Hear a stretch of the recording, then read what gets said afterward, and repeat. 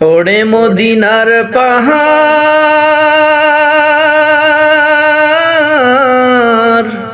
ও পাহাড় রে, তুমি ধন্য হয়েছ আমার নবীকে দেখে। মদিনার পাখি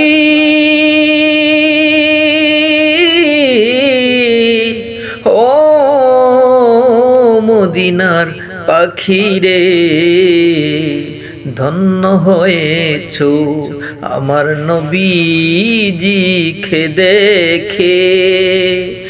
মদিনার হরিণ,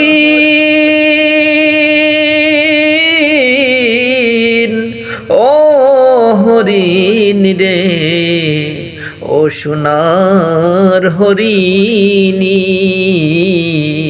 তুমি কথা বলেছ আমার নবীর শোনে। আমি গুনেগার